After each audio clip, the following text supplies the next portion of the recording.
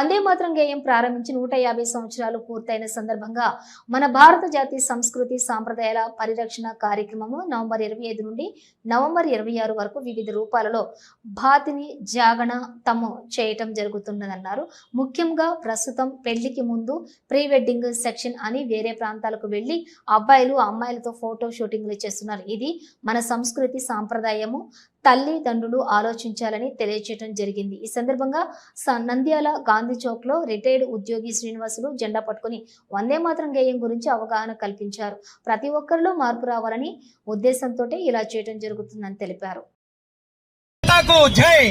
భారత్ మాతాకు జై, వందే మాతరం, వందే మాతరం, వందే మాతరం ప్రోగ్రాం 150 సంవత్సరాలు పూర్తవుతుంది. వందే మాతరం ప్రతి ఒక్కరూ ఆచరించండి. వందే మాతరం గేయం, వందే మాతరం, వందే మాతరం జై, భారత్ మాతాకు జై.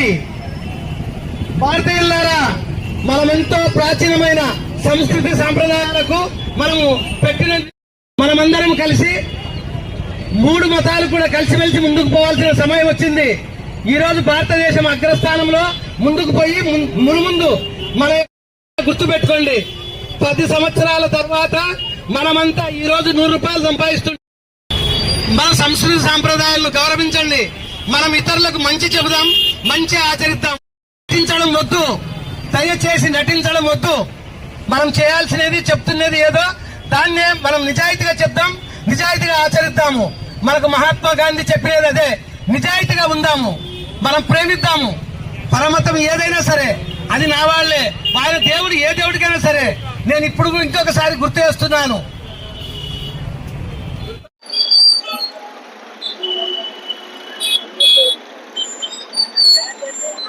సుశీలా శ్రీనివాసులు మాట్లాడుతున్నాను. ఈరోజు వందే మాత్రం గేయం 150 సంవత్సరాలు పూర్తయిన సందర్భంగా మనమందరము ఇంకా సంవత్సరం వచ్చే నవంబర్ వరకు ఈ కార్యక్రమం నిర్వహించడం జరుగుతున్నది. మనమంతా ఏకతాటిపై మన సమాజ ఉద్ధరణలో ముఖ్యంగా సంస్కృతి సాంప్రదాయాలు మనం పాటించాల్సిన ఆవశ్యకత గురించి మేము ప్రచారం చేయడం జరుగుతున్నది.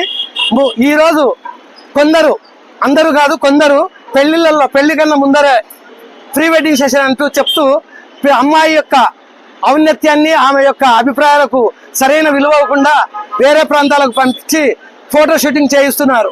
ఇది నిజంగా మన సంస్కృతి సాంప్రదాయాలకు మంచిదో చెడ్డదో మీరే ఆలోచించమని చెప్పని నేను మరీ ప్రార్థిస్తున్నాను.